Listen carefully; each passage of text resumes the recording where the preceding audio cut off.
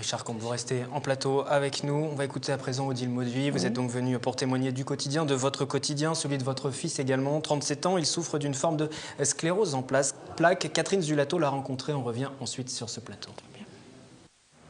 Christophe Mauduit a 37 ans, il souffre d'une forme de sclérose en plaques depuis l'âge de 17 ans. Si vous habitez Magny-les-Hameaux, son visage ne vous est pas inconnu. Tous les ans, le jeune homme participe au Téléthon. Un mot guide sa vie, espoir. Donner un peu les moyens à la recherche de pousser un peu plus loin les recherches. Et il faut savoir que ça va bientôt être le cas. Ils vont réussir à trouver quelque chose. Ça va être long, mais ils vont réussir à trouver.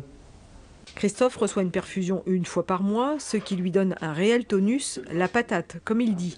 Sa maladie, fulgurante au début, est aujourd'hui stabilisée. Il semblerait, d'après notre médecin traitant, qu'on approche effectivement vers des traitements qui seraient beaucoup plus efficaces. Et donc aujourd'hui, on essaye de maintenir le niveau de tonus et puis de santé de Christophe à peu près à étal pour qu'on puisse attendre effectivement donc, ce nouveau traitement. Un combat mené ensemble. La famille Mauduit sera donc présente à Magny-les-Hameaux tout le week-end pour témoigner et aider à la collecte de dons. Les pouvoirs publics et l'État n'a pas suffisamment de moyens pour développer... et même les laboratoires, j'ai l'impression que les laboratoires sont pas forcément toujours très en pointe dans certaines recherches, hein, donc ça coûte très cher. Et donc c'est bien évident que si nous-mêmes y participons, on peut espérer que d'autres viendront aussi participer. En tout cas, à Magny, pratiquement tous les ans, on bat des records. Odile Mauduit, je voyais regarder ce reportage. Il a beaucoup d'énergie, votre fils. Ah oui, tout à fait, toujours. Il est très battant. Hein. Oui, tout à fait, très battant depuis le début. Hein.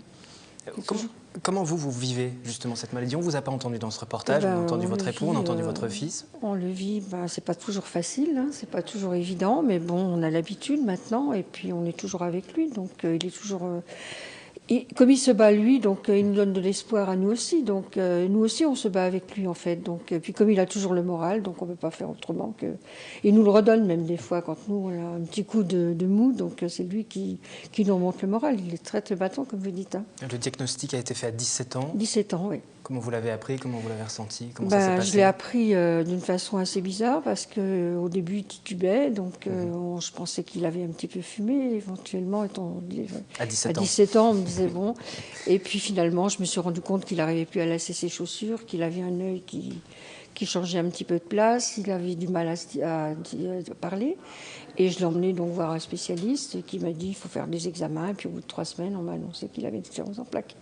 Et ça a été assez fulgurant ensuite l'évolution. Ah oui, terriblement. Il est tout de suite monté en flèche. Il a été 2 ans, pratiquement 2 ans après, il était en fauteuil roulant.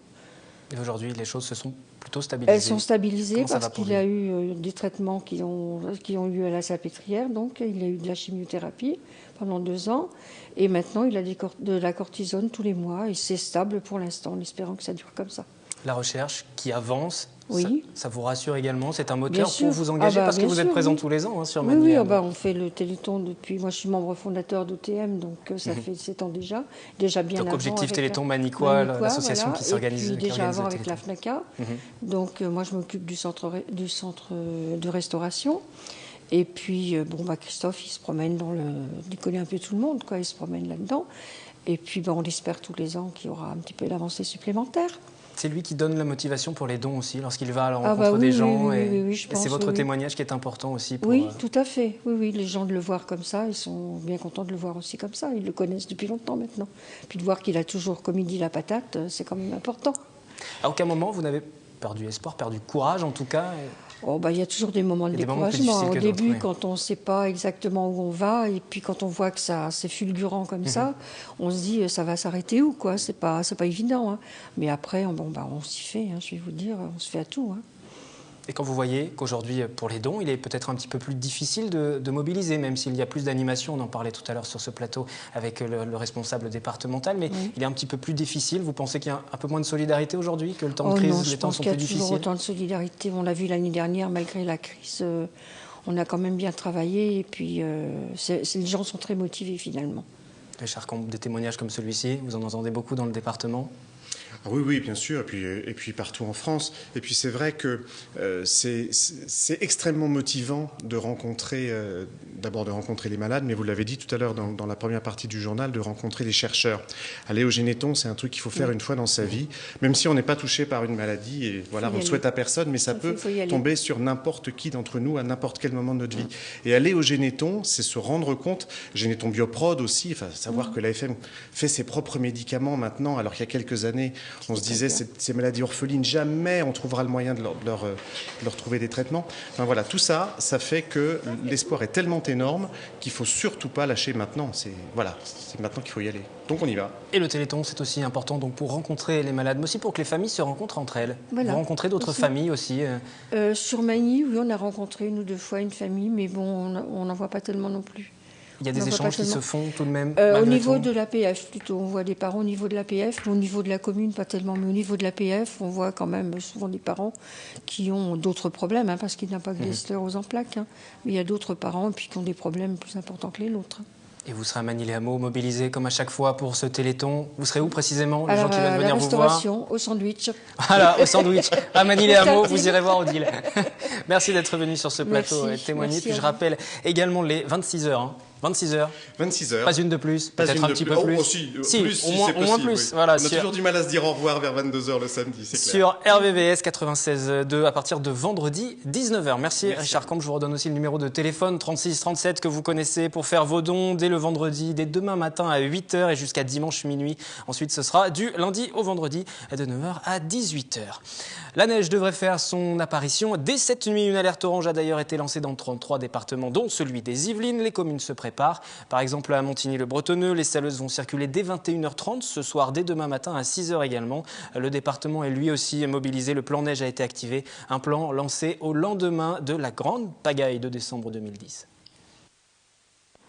Chacun se souvient des épisodes neigeux de l'hiver 2010 et des automobilistes bloqués en fin d'après-midi.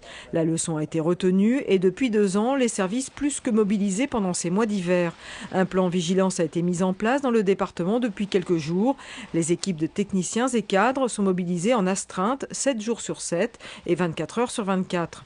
Cette année, comme l'an passé, les équipes du département vont s'appuyer sur la participation de 15 agriculteurs afin d'être le plus réactif possible en zone rurale comme urbaine. Pendant l'hiver dernier, le département a connu de forts épisodes neigeux. Les équipes de la direction des routes et des transports sont intervenues 104 fois et 1900 tonnes de sel ont été utilisées. Dès les premiers flocons de neige, les usagers pourront consulter les dernières alertes de circulation ou de déneigement sur le site internet du Conseil général. Vous pouvez aussi vous abonner avec votre smartphone. Voilà, en espérant qu'il ne neige pas quand même à ce point-là durant cette nuit. La suite du 7-8, ce sera avec la chronique écho d'Alice Gastine dans un instant. Et puis aussi le lancement sur Internet d'une radio dédiée aux reptiles. Oui, vous avez bien entendu, une web radio dédiée aux reptiles. Nous revenons déjà sur la nomination infopolitique d'un nouveau délégué général au Parti chrétien-démocrate de Christine Boutin, la conseillère générale des Yvelines. Le conseiller municipal de Montigny-le-Bretonneux vient d'hériter de ce poste lors de la convention nationale du parti qui s'est d'ailleurs déroulée à Versailles le week-end dernier. Voici sa réaction. Ça consiste d'une part en l'animation interne du parti, donc nos 75 délégations, 10 000 adhérents, 250 élus locaux, donc de fédérer, de coordonner l'animation, et d'autre part un rôle d'ambassadeur du parti auprès des partenaires, notamment de l'UMP. Le parti se porte bien, nous avons eu plus de 110 candidats aux législatives, nous avons fait un score supérieur au MoDem par exemple, et en termes d'adhérents, de sympathisants, nous avons à peu près les mêmes chiffres que des partis comme les Verts. Donc voilà, donc le parti se porte bien et se développe. Le Parti chrétien-démocrate est une valeur refuge à droite, un peu comme l'or l'est au sein de l'économie. On la voit passer au quotidien, mais on y pense peu. Et puis en période de crise, on se souvient que l'or est une valeur refuge, c'est un peu pareil pour nous. Vous pensez déjà à 2014 ? Moi je suis conseiller municipal à Montigny avec Michel Laugier. Voilà. Vous le resterez ? Les discussions sont en cours ? Je suis conseiller municipal avec Michel Laugier aujourd'hui.